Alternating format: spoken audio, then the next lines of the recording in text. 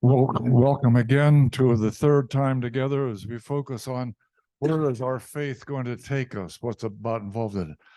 I would like to thank Chautauqua for putting us on the calendar of their activities and coming up here to be with us. It's been a real treat for us, and I have no authority to do this, but I'd like to invite you to come back again next year. And a big thank you to Glenn Gilbert and John Hertzler. I don't, yeah. I would have nightmares trying to put this thing together without your help with the technical expertise stuff. Good work. Thank you very much. And now, Michael. Michael, you and I have known each other for a little over 10 years. A little secret, he's going to be preaching at Emmaus Road Mennonite Fellowship Sunday morning, if any of you want more Michael in a church setting. You continue to amaze me at your participation at Emmaus Road, your leadership with Indiana Center for Middle East Peace. We're grateful for what you have done in sharing with us here. We appreciate it. And now we're ready to hear from you again. Blessings on you, my friend.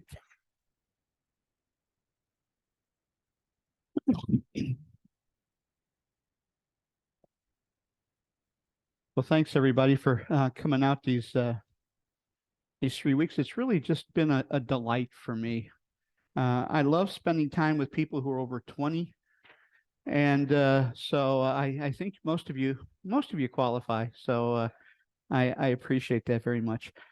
You know, what better way to start talking about religion, present and future, than to take a look at some definitions of religion.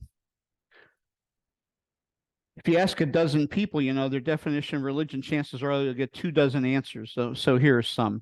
Religion is comparable to a childhood neurosis, Sigmund Freud. By the way, when I taught my religion and culture class, we studied for the first half of the semester the 8 greatest religious thinkers of the 20th century. Freud and Marx were 2 of them because of their critique of religion, which is true, comma, but, and then we discussed both the true and the but. The sigh of the oppressed creature, a protest against real suffering, the opium of the people. You know this, Karl Marx. Religion is often politics made sacred. Gloria Steinem. Aldous Huxley, the price we pay for being intelligent, but not yet intelligent enough. One of Martin Luther King Jr.'s teachers and a friend of his daddy, Daddy King, Howard Thurman, it's what makes you come alive. Philosopher William James and his Varieties of Religious Experience, it's what you do with your solitude.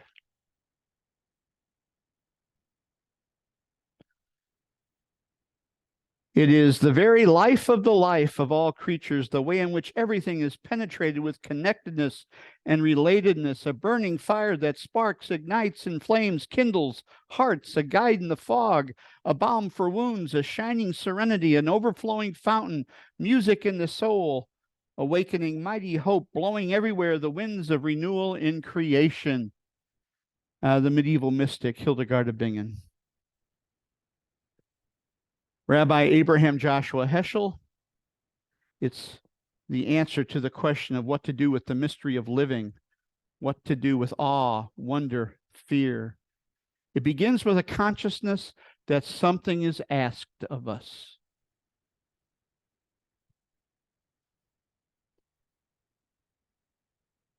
It's what makes life bearable with all its tragedies and ambiguities and sudden startling joys. Madeleine L'Engle.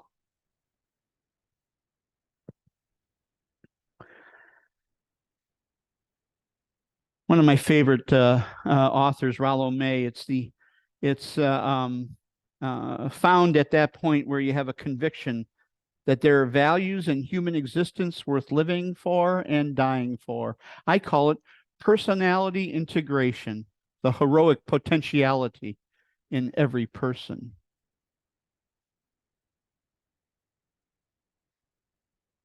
It's the real source, the power of the self's being, the wild self, whose goal is a new creation, a paradise beyond patriarchy, where human beings can achieve their immeasurable, unique potentialities. I love her book, by the way, Gyne Ecology.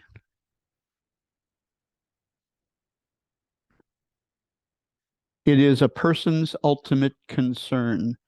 Paul Tillich, I ran across in college, and he's what helped keep me within the Christian faith. Paul Tillich. It is grounded in awe, resulting in empathy. Jane Goodall. And religion is the stuff of unrestrained dreams. It's a liberation theologian, Dorothy Soule. So what have we seen? And there are, I could have chosen scores and scores of others, right? I like these because they're so much fun. Religion can, the definition of religion can refer to a God or not.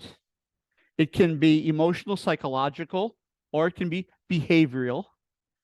It can be personal, or it can be societal. Notice, too, that all of these are from the West.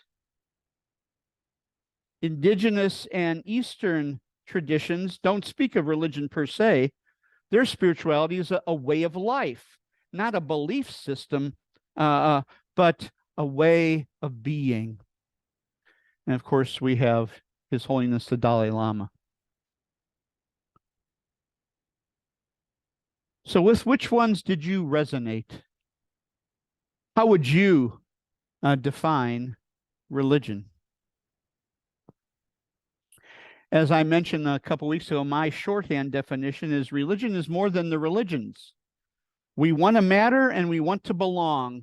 Religion is that which creates meaning, identity, value, and community. So take a close look at this little chart I created. We ended last time with the insights from Carl Jaspers, developed by sociologist Robert Bella and Karen Armstrong and others, that we're in a second axial awakening, a second axial age, a transition now in our day since the Enlightenment from an individual consciousness to a global consciousness. So just take a look. And I've included the capital from each age. And capital is the thing that has value. It's where the power of a culture lies. In this second axial age, capital transitions from production and consumption to information. You can get a degree in informatics now. I never heard of informatics before a couple decades ago, maybe, In my religion and culture class, I included a unit on media and marketing in a religion class. Douglas Atkin, author and marketing executive, he wrote The Culting of Brands, When Customers Become True Believers. This is a marketing executive, writes, people, whether they're joining a cult or joining a brand, do so for exactly the same reasons. They need to belong and they want to make meaning. Sound familiar?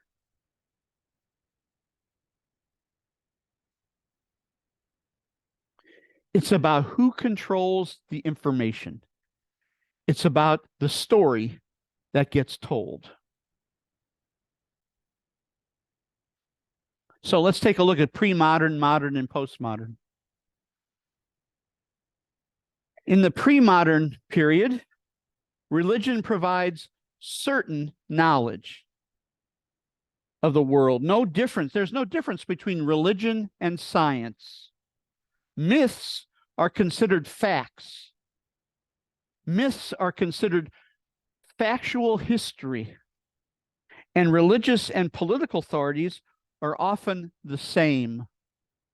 So just take a second and look at the transition from pre-modernism to modernism.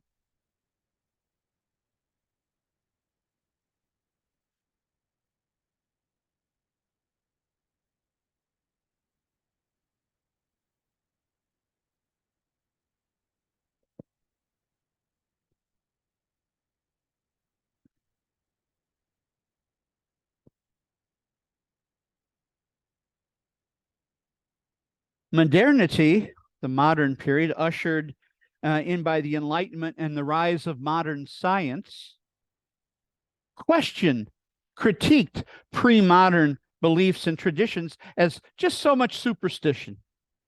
The divine right of kings was rejected in favor of a government based in covenants or widely accepted legal principles. Darwin pushed aside the need for a creator God, and the historical critical method in Christian churches examined the literary and historical context of the biblical stories. And by the way, that happened in a number of the religious traditions, not just Christianity.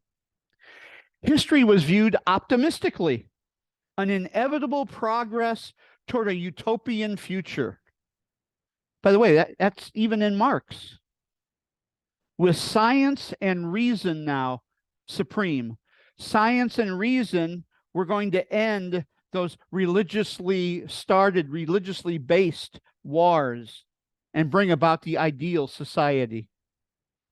Science was considered objective truth, the only true way of knowing the world. As such, and here's the point, we'll talk about this in a second, religion became privatized, relegated to people's personal, individual, private lives.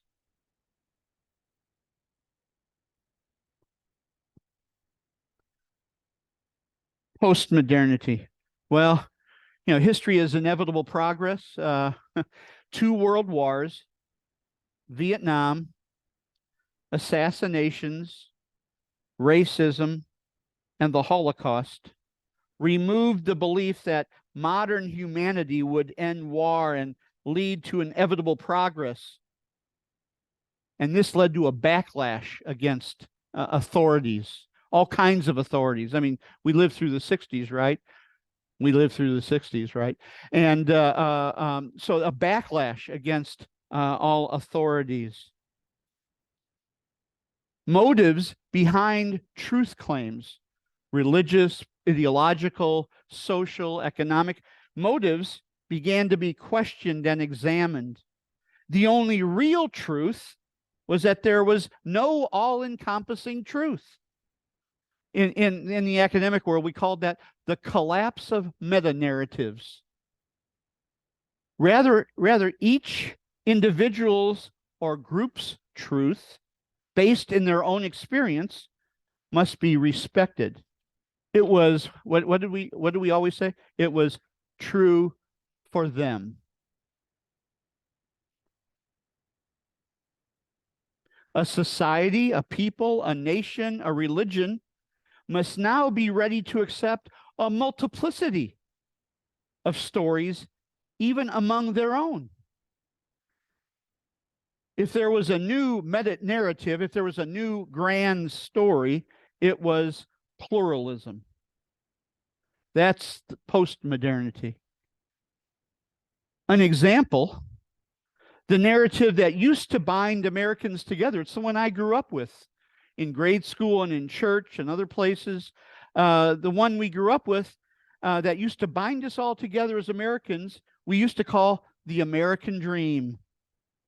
But we now have come to recognize it as American exceptionalism, based theologically in white, male, Protestant, Christian manifest destiny.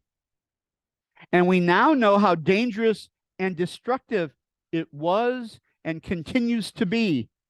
It excluded women and people of color. It was racist and led to settler colonial foreign policies and wars and has done damage to the planet. This is the famous picture by John Gast, right? Of Manifest Destiny, American Progress.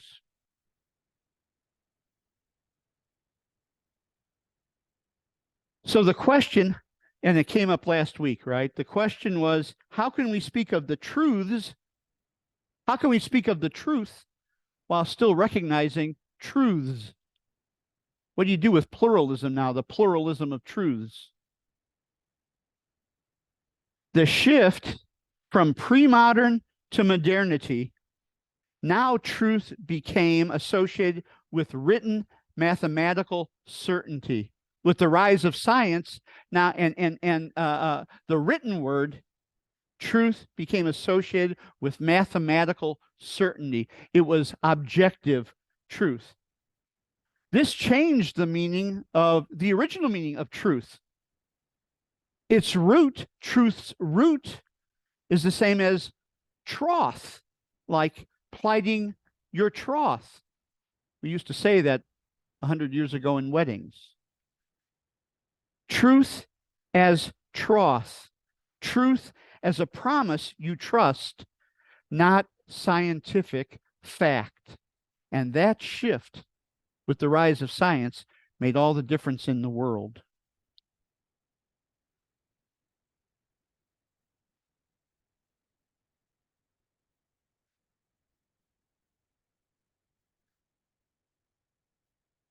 In 2016, the Oxford Dictionary chose post-truth as their word of the year.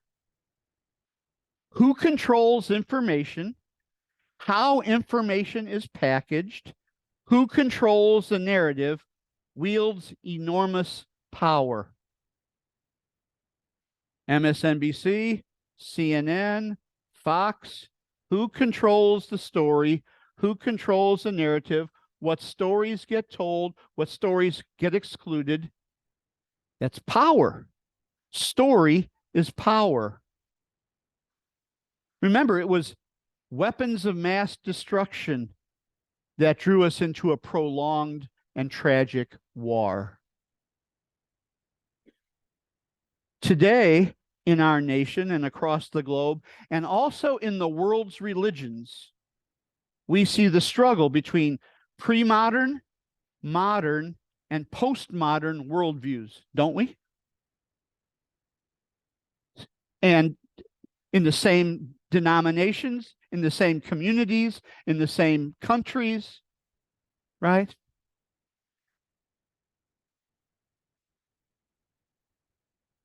I'm thinking of our Methodist friends, for example, these days. But I could choose scores of other examples, couldn't I? In religious traditions and political situations as well. So, if we're in a postmodern period, what's postmodern? Well, let's figure that out together. What do you say? Number one, production of the microchip, supercomputers, telecommunication industries, and information technologies. We're now in the information age, right? Virtual reality, artificial intelligence, biological advances, and robotics.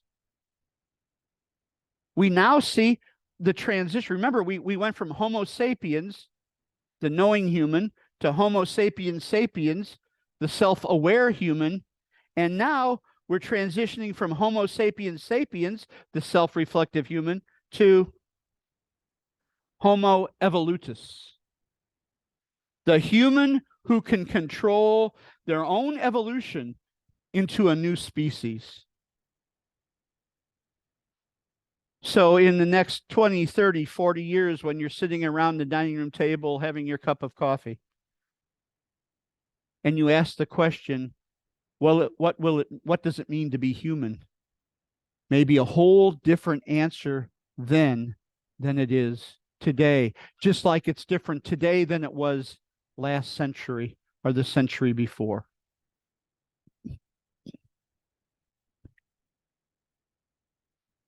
Questions of morality, meaning, and mortality. Remember, we talked about those last week in the axial age. Morality, meaning, and mortality remain. Here's the question, just like it's been in every age. Will our moral capacity be able to keep up with our technological advancements? Again, what does it, what will it mean to be human?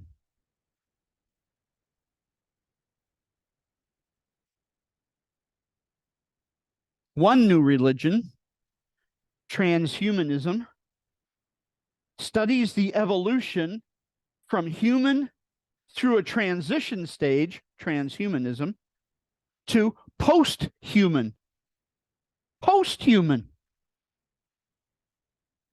The potential benefits and dangers of emerging technologies that could overcome human weakness, for example, illness, mental limitations, and even death, and the ethics of such technologies. And this is from the 2012, it was updated in 2020, Transhumanist Declaration. Humanity will be radically changed by technology in the future. We foresee the feasibility of redesigning the human condition, including such parameters as the inevitability of aging, limitations on human and artificial intellects, unchosen psychology, suffering, and our confinement even to planet Earth.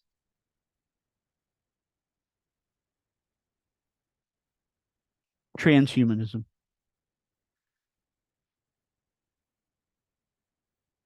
Number 3, Swiss renegade theologian Hans Kung, who got in trouble with the Vatican, if you remember back in the day, called for a global ethic. Humanity is at a crossroads, and religion has an integral role to play. There'll be no survival of democracy without a coalition between believers and non-believers in mutual respect. There will be no peace between nations and civilizations without peace between the religions. There'll be no peace between the religions without a dialogue between the religions. And there will be no new world order without a world ethic, a global or planetary ethic. Is there, can we agree, can we at least agree on a certain number of basic fundamental principles of behavior among the different peoples of the world? That was his agenda. That was the ballpark in which he was playing. Another option is Karen Armstrong's Charter for Compassion, which she spelled out in her 2008 TED Talk, for which she received, I don't know if you remember this, she received a $100,000 TED prize for this initiative. She says, compassionate action in all areas of life is required for our future survival and the welfare of all creation. Compassion lies at the heart of all the world's wisdom, spiritual, and ethical traditions.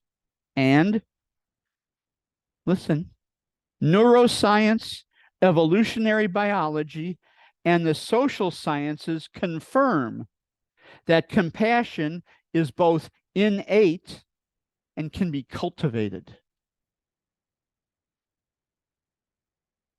When you get home tonight, Google Charter for Compassion and check out how Louisville, Kentucky, I practiced, by the way, before I came, Louisville,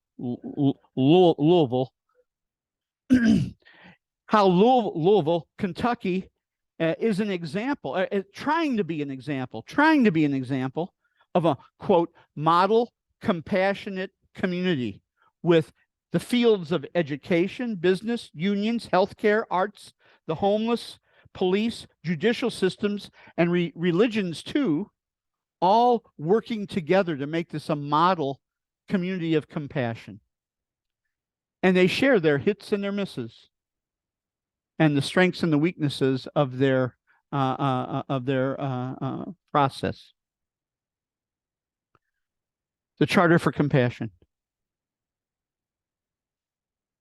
The Friends of Jung in Fort Wayne invited me a decade ago to give a retreat on evolutionary psychology and spirituality that I titled The Up is In. That captures our age and an emphasis on the whole person, on the whole person.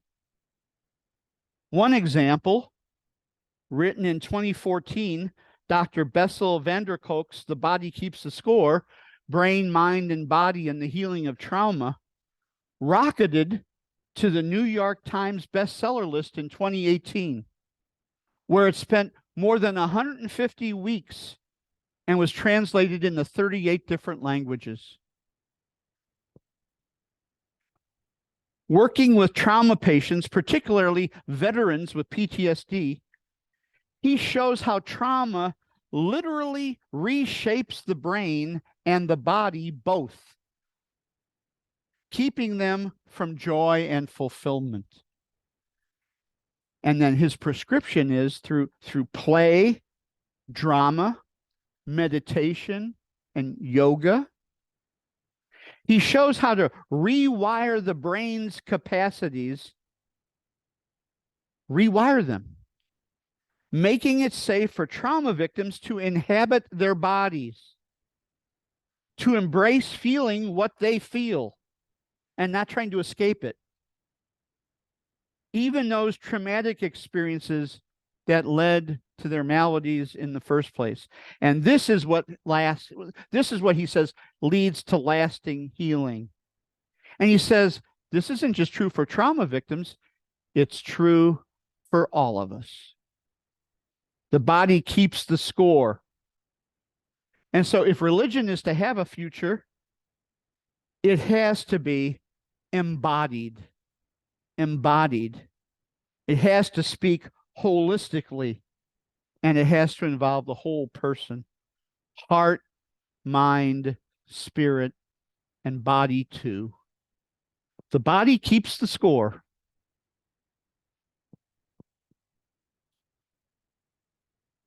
Next.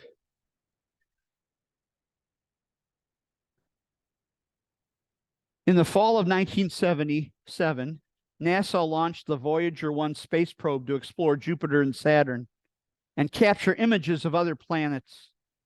As it was completing its mission on Valentine's Day, 1990, 3.7 billion miles from Earth, astronomer Carl Sagan asked the NASA engineers to take one last picture of the Earth, and it's a tenth of a pixel in a stream of light, what he called a pale blue dot. Look again at that dot, he writes. That's here, that's home, that's us. On it, everyone you love, everyone you know, everyone you ever heard of, every human being who ever was, lived out their lives. The aggregate of our joy and suffering, thousands of confident religions, ideologies, and economic doctrines, every hero and coward, every creator and destroyer of civilization, every young couple in love, every mother and father, every hopeful child, every inventor and explorer, every saint and every sinner in the history of our species lived there on a mote of dust suspended in a sunbeam. The Earth is a very small stage in a vast cosmic arena. Think of the rivers of blood spilled by all those generals and emperors so that in glory and triumph they could become the momentary masters of a fraction of a dot. Think of the endless cruelties visited by the inhabitants of one corner of this pixel on the scarcely distinguishable inhabitants of some other corner. How frequent their misunderstandings, how eager they are to kill one another, how fervent their hatreds. To me, Sagan says, it underscores our responsibility to deal more kindly with one another and to preserve and cherish the pale blue dot, the only home we've ever known.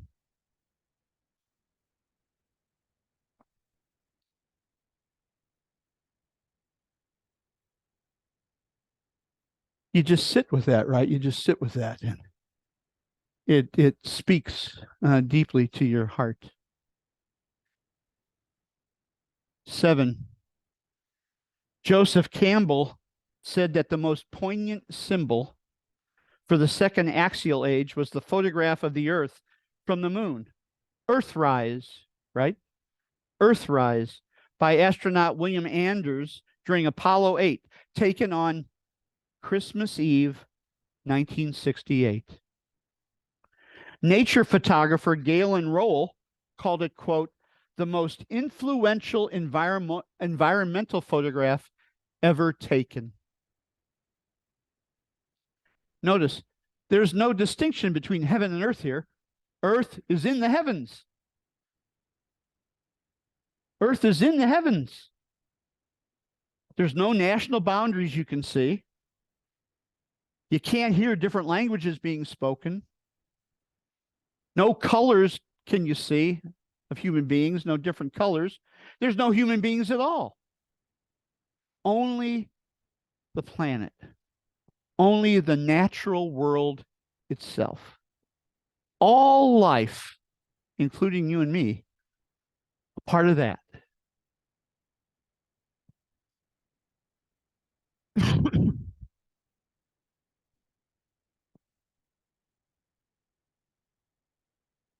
So number 8, no longer merely Homo sapiens sapiens, the self-aware human. Now, and you know, I've been talking about this for a decade, and I'm still trying to understand its implications. Still trying to understand its implications. We're no longer just Homo sapiens sapiens, self-aware, but now we are creation, now conscious of itself. Not just from the earth, we are the earth. Ashes to ashes, dust to dust, but we're star stuff too. Scientists tell us with every breath we breathe in and out, atoms from the Big Bang. We are creation self-conscious. The rational mind, remember the Greeks called it logos, and St. John called it Christ, the logos. In the beginning was the logos, and the logos was with God, and the logos was God. We are creation self-conscious. The rational mind, a mature expression, at least mature up to this point, of 14 billion years of evolution. We are creation evolved to such a state, and we're still babies in terms of human evolution, but we're creation evolved to such a state that it is self-aware through us. And from that singularity 14 billion years ago, universes were born, black holes, stars, planets, and 3.8 billion years ago, from the first living cell, 8.5 million species, until today, there's you and me.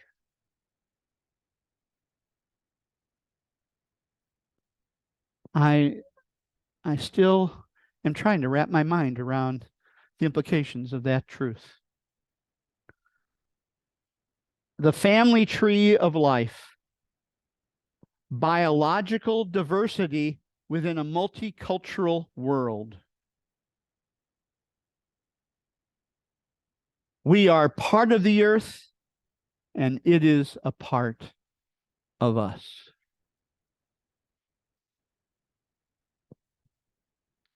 So think of it.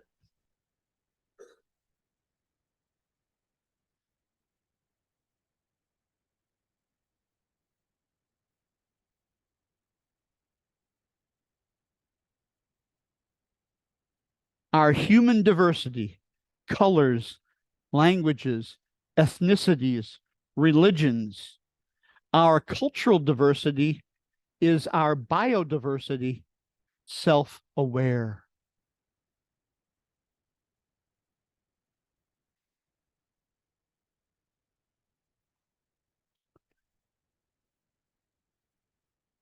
9, Father Thomas Berry.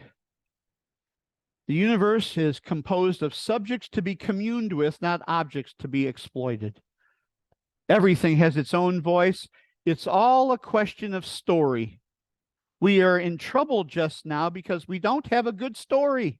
We're in between stories. The old story, the account of how we fit into it, is no longer effective. Yet we have not learned the new story. Think about that in terms of our politics, and think of it in terms of our religious traditions. What's the new story that needs to be told that's not yet being told?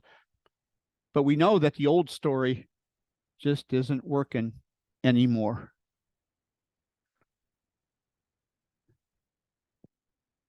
Ten. There's no longer one story, one set of symbols that binds us all together. In a pluralistic world, remember, postmodernity, pluralism. In a pluralistic world, there are many competing stories vying for our allegiance. There's no guarantee, is there, that an inclusive, life-affirming story will win the day. It's an ongoing struggle.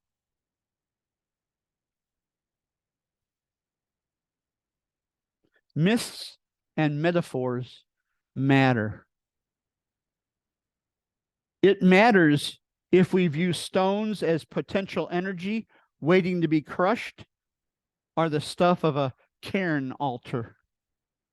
It matters if we look at a mountain as something to be conquered, or the home of the gods.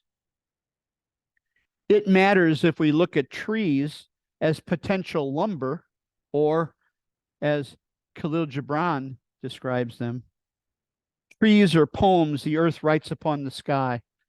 We fell them down and turn them into paper that we may record our emptiness. By the way, this past January was the 100th anniversary of the prophet, Gibran's The Prophet. I gave a talk in Fort Wayne on Khalil Gibran's The Prophet to commemorate the anniversary of that seminal book for those of us of a certain generation.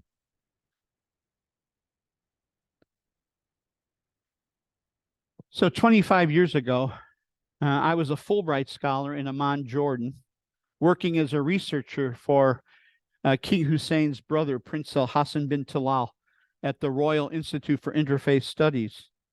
And part of my work, it was just one part, but part of my work was taking visiting scholars to Petra. You see the Khazna, the Treasury building in Petra.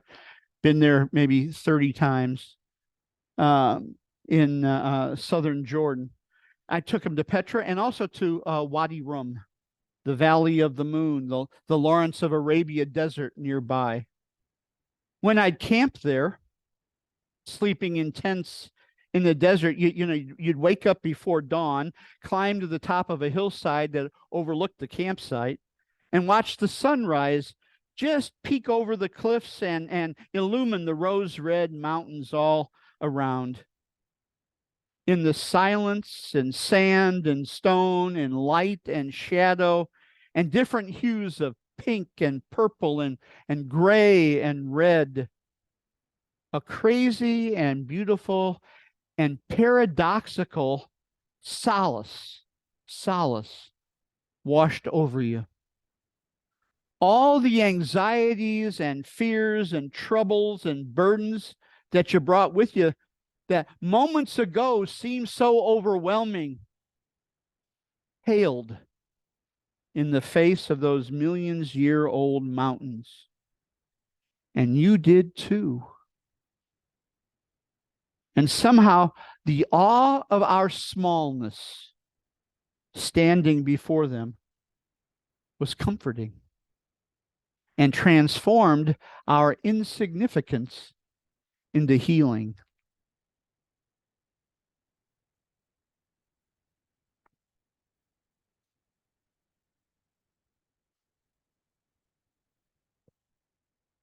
Twelve.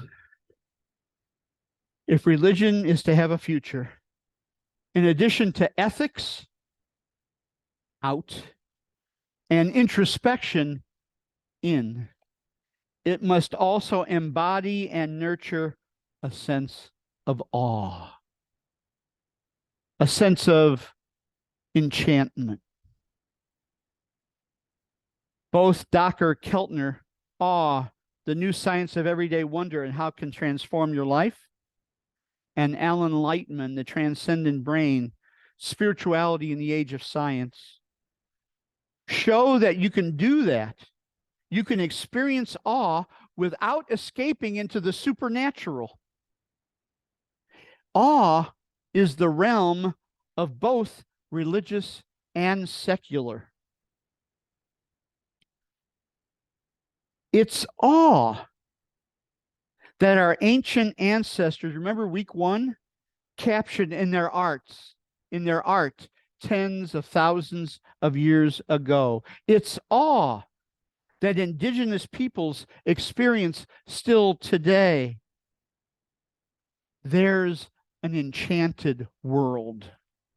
But sadly, modernity's emphasis on reason alone, science alone, has lost. We need both. We need both. It's awe that we need to recapture in our day as a partner with science. Dr. Keltner's prescription for the happy life, he says, find awe. Awe. I mean, think about it. When was the last time you experienced what you would call awe? When time stops. In time, but outside of time. When you've lost yourself and you marveled at the smallest of miracles, the gift of new life or new love, a piece of music that moves you to tears, your little granddaughter squeezing your finger, a walk among wildflowers, an unexpected act of kindness. The list goes on and on and on. Christians call it God with us. But you know, when you're experiencing it, it's rude to ask for names. Ecstasy never asks for names. You simply kneel in silence before the mystery. By the way, at the time of death too. And at the time of death too. Awe.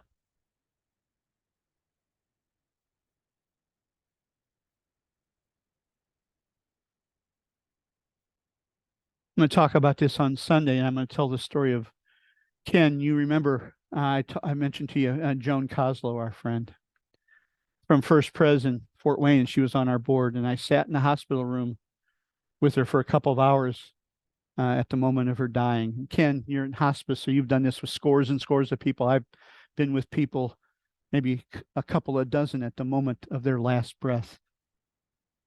And you hold their hands and you rub their foreheads and kiss them on the cheek. And it's like you're looking into the face of God. Awe. At the time of death, too. The longer I live and the closer I get to the end of my days, the more I kneel in humble silence before the mystery of it all. Awe. That's what we really want. And by the way, that's why my definition of religion at the beginning, that's one of its weaknesses, because it didn't include awe. It didn't include awe.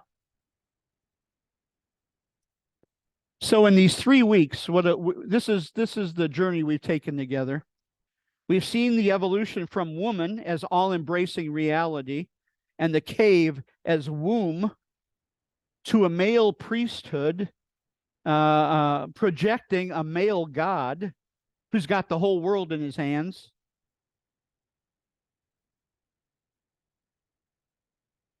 To Earthrise and Homo evolutus with a global consciousness. And we're caught between stories, still pondering what makes us human, what it means to live, and what it means to die. So here's what I want from you. Tell me a story. Tell me a story. The Christian story begins in Genesis in a mythical garden, a paradise of delights, and it ends in Revelation with a new heaven and a new earth. By the way, the other traditions have stories to tell as well. What will be our new cultural and political narratives? What are the new symbols, the new metaphors, the new rituals that will be big enough, all-inclusive enough to navigate all the diverse worldviews and value systems within it, and that will shape our life together? What is religion's new story? What is your religion's new story? What is your tradition's new story?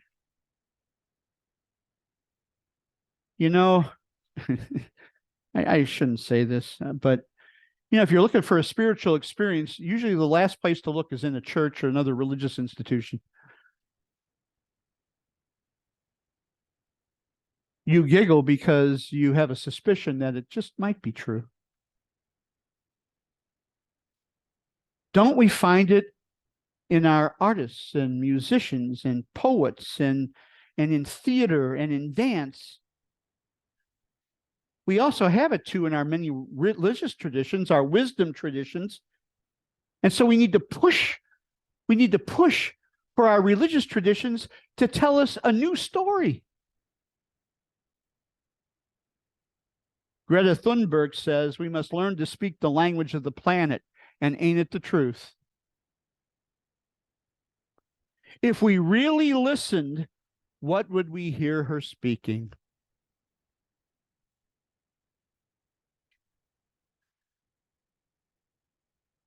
Well, I'm aware of the time, so let me wrap it up with this.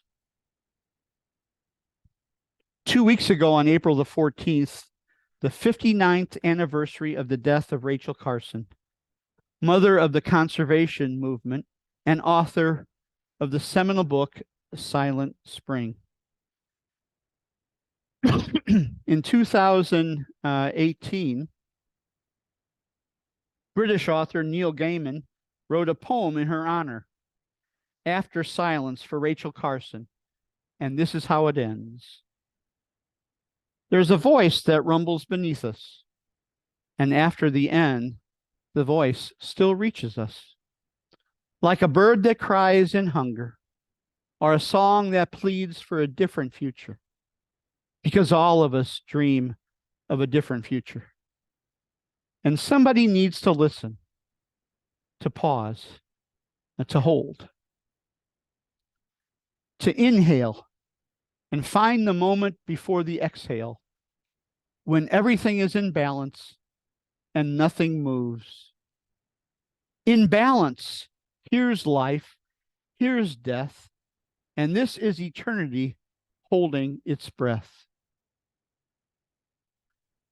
After the world has ended, after the silent spring, into the waiting silence, another song begins.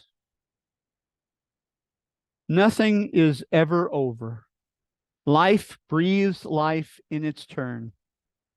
Sometimes the people listen. Sometimes the people learn. Who speaks and why? So,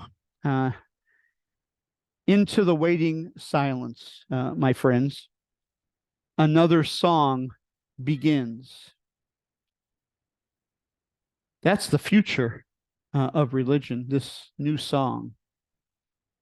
Another story waits to be told of human dignity, of compassion and awe, embracing all sentient beings as sacred, a story that celebrates our love affair with our mother, the earth, and each other.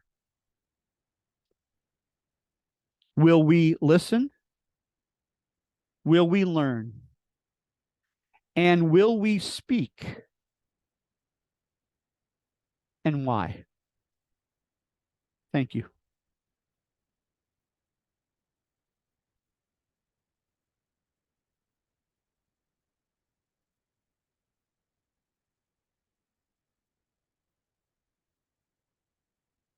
I think I'm supposed to say something, and I don't have a clue in the world what to say. No. Except And that's a first, I think.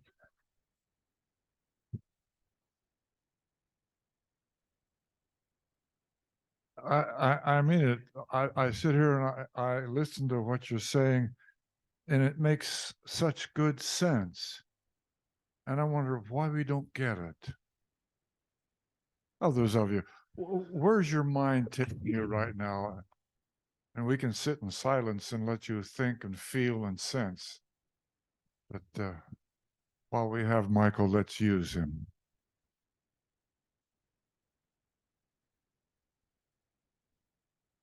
Hi, good to see you. Hi, this is Jeb Hostetler. I think attached to awe, which I've learned quite a bit about, is the issue of gratitude. They're twins walking hand in hand, sometimes crying, sometimes singing, sometimes both. Amen. True, truly. Thank you. Don. Yeah, please. Most of the things that I'm Joyce Hostetler. Hi. Most of the things that you shared these 3 weeks, I'd never heard. Many things I've never thought about. But my body, mind, and spirit say, amen. This is truth. So thank you. Thank you. You know, just a plug, when I met with John and David, and then later with Don, planning, the spirit of Chautauqua is all about education, inspiration, and challenging old paradigms. And that was my assignment. And from John and David and Don. So thank you. But Michael, is it possible for me to build a new song while I'm still singing the old one? Well, here's the question. I mean, that's an excellent and complicated question. We're not captive to our instincts. The forces that are marshaled all around us, by the way, all around us and inside of us, that keep us from breaking free are formidable. But we can't, but it's possible. Here, I mean, some of you have taught this stuff. I mean, I'm aware that I'm in the presence of folks who have spent their lives in deep thought and conversation about these matters. But change takes place. Change is a complicated thing, but change takes place. You have to be the former answers that used to answer the questions that this day raises are no longer satisfying. But that's only half the problem, isn't it? You also have to have a safe place to land. You also have to have a secure place to land. And that's what we're not doing enough of. Showing how this new song can be freeing. I mean, they talk about, right, negative freedom. I love, the movie The Shawshank Redemption. I'm gonna botch this, but who is the James Whitmore character? He Brooks. Brooks, thanks, David. Brooks has been in prison for 30 something years, but he's finally let out. And he works at this little corner supermarket, not supermarket, a corner store. He lives in this upstairs in this boarding house, and he's been set free, right? And yet, what happens? He ends up hanging himself. But in a last cry of individualism, right? He carves into the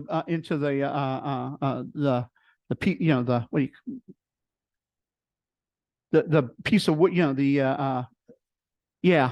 he carves into it. Brooks was here.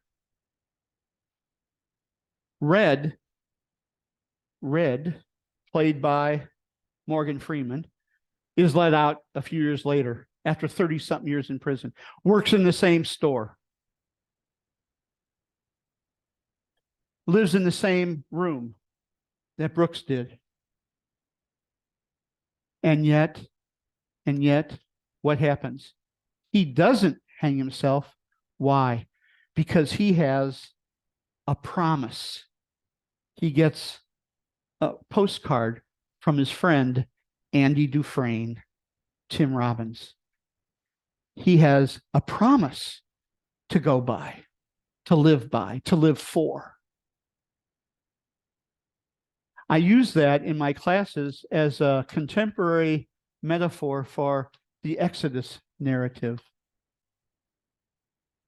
The children of Israel are set free from bondage, right?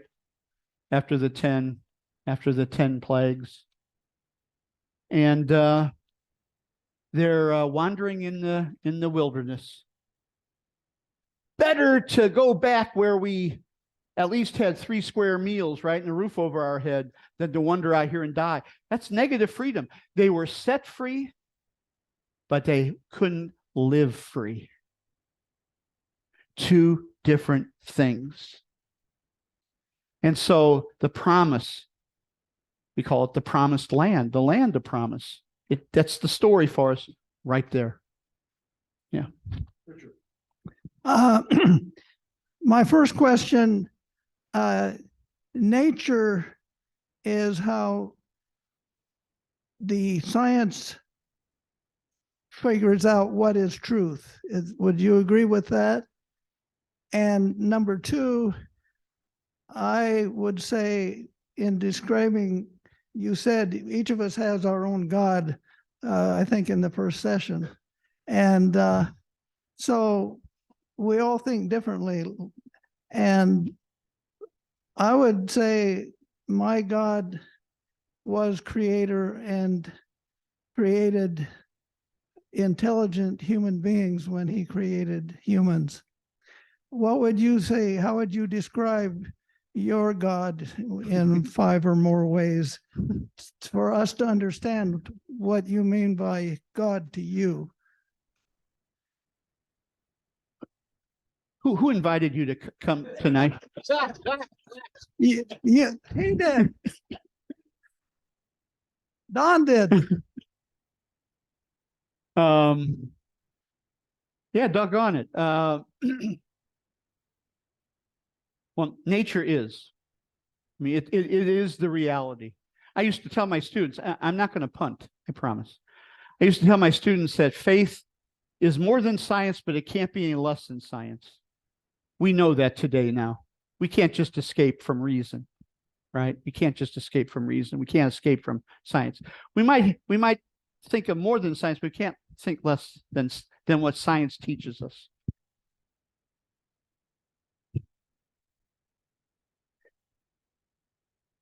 The first Jews, now to your question.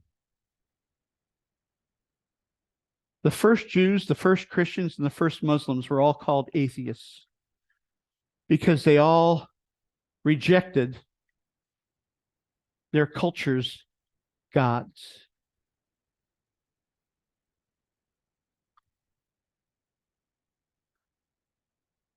Number one.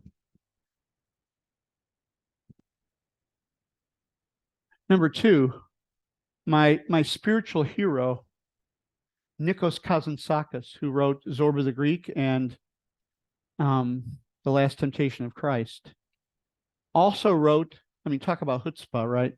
He wrote a sequel to Homer's Odyssey called The Odyssey, a modern sequel with 33,333 lines in it. And he identifies his own spiritual journey with Odysseus. Odysseus, the great Greek hero. And Odysseus has this wonderful line. He says, I'm a slayer of gods. I'm a slayer of the gods for the sake of God.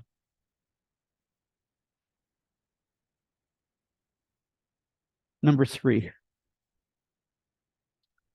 I think that the most powerful, if we think of it correctly, the most powerful postmodern symbol within the Christian faith, like I say, if we understand it as metaphor, can be the cross. Because Christians believe that it wasn't just this itinerant Palestinian Jewish rabbi who died, but it was God. It was God who died on that tree. And then 3 days later, on that Easter morning, the fact that that God died was validated by Easter. And so I think if religion does its job right, if Christianity does its job right, it holds on to Good Friday and the cross as a place where the gods that we project, that the gods that we have, need to continue to die so that whether it's a new understanding or a new life or a new universe can continue to be reborn. So I'm not afraid of born again language, although I got to be really careful with the audience I use it in. But because the gods need to be reborn, which means really that we need to be reborn. Because don't we, maybe I'm wrong, but don't we project onto the heavens? By the way, this is where Freud might have some truth, right? We project onto the heavens our own needs, desires, dreams, fears, and all the rest. So I want to heroically be a God slayer for the sake of God.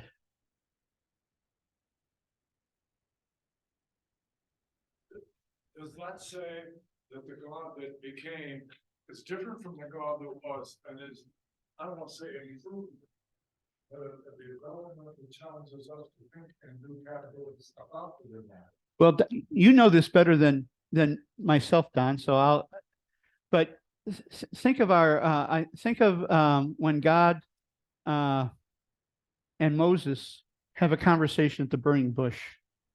Just think about this theophany, this great visionary experience. And by the way, we get it because we've had our own theophanies, right? The Celts call it thin places. Think about it. So God says, we used to, back in the day when I was in seminary, I am who I am. You can picture Charlton Heston, with the very burning bush and I am who I am. Well, haven't we learned since then that really it's better translated, I will become who I will become. Always pushing us to explode our understandings, not only of God, but in the end, it really means of ourselves. We are continuously evolving. We are continuously growing cellularly, but also mind and heart. I read the Jesus story that way. You've heard that it was said, but I say unto you, challenging religion, not to found a new one, but a new way of life. But I think of the old story. Look at that picture. What if the writers of Genesis had seen that? what do we say about the creation when we look at that? We're privileged. We're also destroying our planet, but we have knowledge and things that we've been received that are a tremendous blessing from God that we need to use and speak to. I don't want to ignore traditions other than Christianity, but I'm assuming, maybe wrongly, I'm assuming that most of us in here have come, either still are part of a Christian tradition or have come from one. But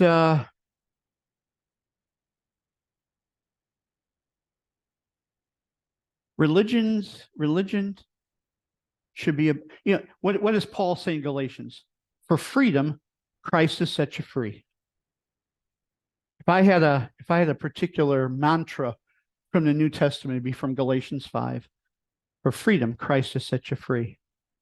A slayer of the gods for the sake of God. The gods, by the way, including Michael Spath making himself a god.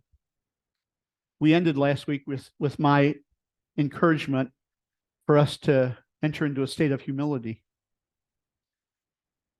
Religion, Luther, I won't say that.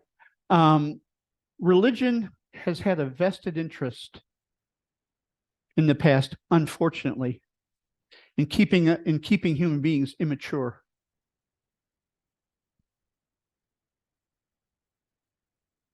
But the problem is not religion. The problem is bad religion. Because, as the great historian of religion, Mircea Eliade from the University of Chicago says, we're homo religiosus. That is, we're all seekers after meaning, identity formation, value seekers, right? We're all seekers after meaning. Homo religiosus, not in terms of narrow traditions, narrow denominations, but it's part of our DNA. The idea is, though, like Russian nesting dolls. Tell me, I'm sorry, I know you want to get in here, but let me just, you know this to be true. There was a time in your life when your world was this big and something happened. And the answers that had helped you to order your life, that you knew were true, and that helped you make sense of everything about your life, didn't work anymore. And so your world had to become like this. And then those answers, something happened in your life, right? A great love or a death or a loss of, something happened. And the answers that fit here, that worked here, didn't work anymore. So your world had to become like this. And et cetera, and et cetera, and et cetera. And I'm suspecting, just because Don brags about you, Don brags about Greencroft, is that you're still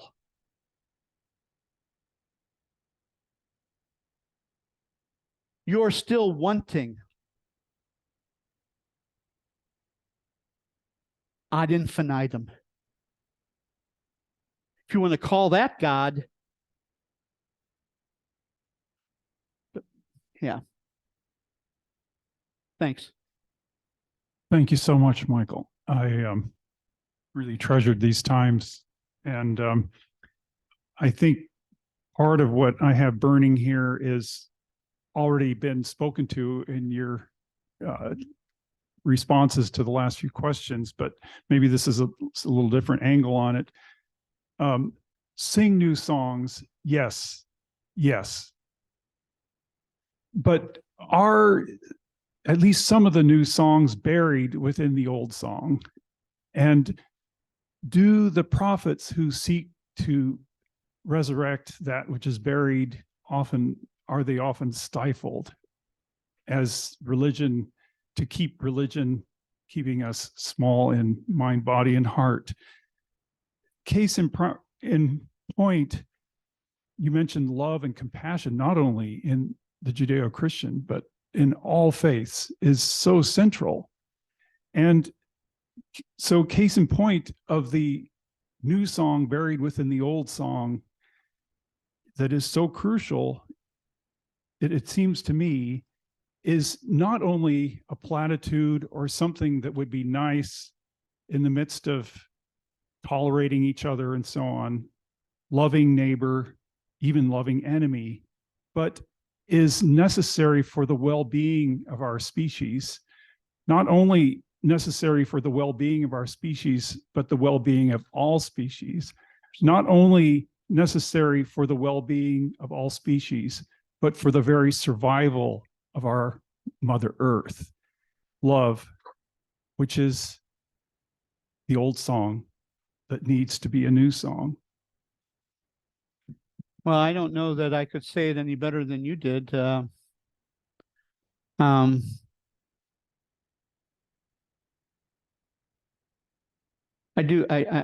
say this much.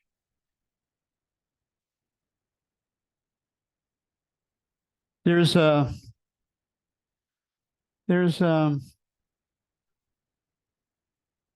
force like a river that runs through a life force that runs through the universe. And when I say the creation, that's including now humanity, right? Creation now aware of itself. A force, I call it Eros. E-R-O-S, Eros. That runs through the universe from the beginning of time and through ourselves. That drives us outside of ourselves to consume, to grow, to embrace everything that is. Freud was right about this. The other force that runs through us, through the universe, is Thanatos.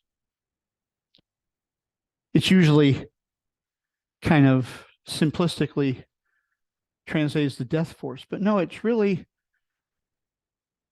the force within us that is about egolessness, that wants to lose ourselves in all that is. These two great dynamic creative forces, light, call them light and dark, heaven, earth, male, I don't care what, but these two dynamic and creative energies run through all that is and through Michael Spath's heart and yours too. And so call it the old song with a new tune or a reconfigured song. Yeah, I mean, I'm in agreement with you.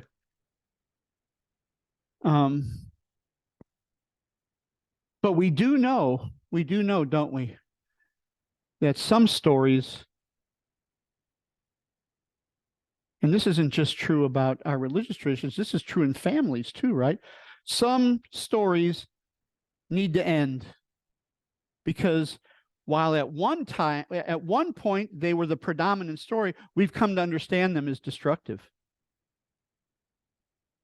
I mean, that's just family system stuff, right? I mean, we get that. I mean, I loved my mom and dad. We were close, but when you know we had started having kids, I knew that there were some patterns, parenting, lifestyle, etc., that were going to end, in this generation, wasn't going to be passed along.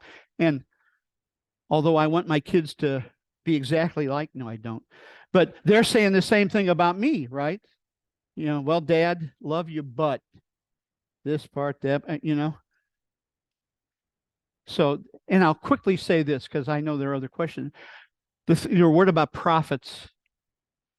I would never have wanted to invite Jeremiah to a cocktail party. We don't appreciate the prophets among us, and yet they have such an important role. Prophets, there's a reason we kill the prophets. What does Caiaphas say? Better for one man to die than for the nation, right? And how many times has that been played out again and again and again in world history and in American history? So all that is to say, yes. No, all that is to say, yes, I agree. I mean, what you said was profound. Jeannie Stuckey. Hi. You ask what our definition of all those that you gave us. And the one that spoke to me is Rabbi Heschel. The answer to the question of what to do with the mystery of living, what to do with awe, wonder, or fear, it begins with a consciousness that something is asked of us. So I just want to thank you for giving us the time and space to begin to answer that question.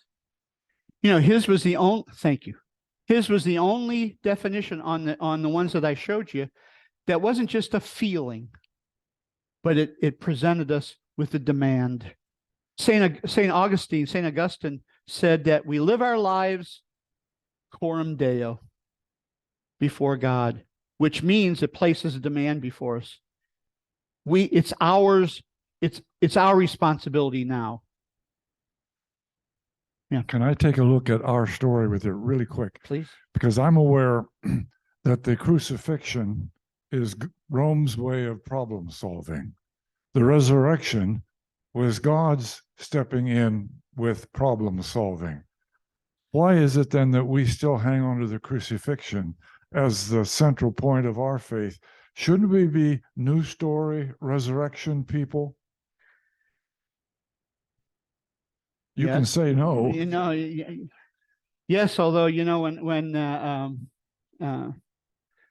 maybe it's just my predilection for the darkness, but when I don't normally admit this kind of stuff to people, so it's just between you and me. When I graduated from the seminary, you have an exit interview, and they asked me if I was a Pentecost person, an Easter person, or a Good Friday person, or a Christmas person. Guess which one I chose? Yeah, I was a Good Friday guy. There's something about the power. There's something about what makes the cross good. Something about what makes that Friday good. It's the flip. It's the flip. But it's actually, if I had to answer the question now, you know, I'd say I'm a Holy Saturday guy, because it's the place where you sit with the darkness. Mm-hmm. You sit with it. Mm-hmm. And that's fertile ground. That's fertile ground. And that may not be where you want to live all the time. But, you know, in our day and age, we run from it. We run from the darkness. And I'm just of a mind anymore, especially as I get a little older, that I want to sit in these fertile places and let it have its way with me. So I'm a Holy Saturday guy now. Yeah, it's fine. Others?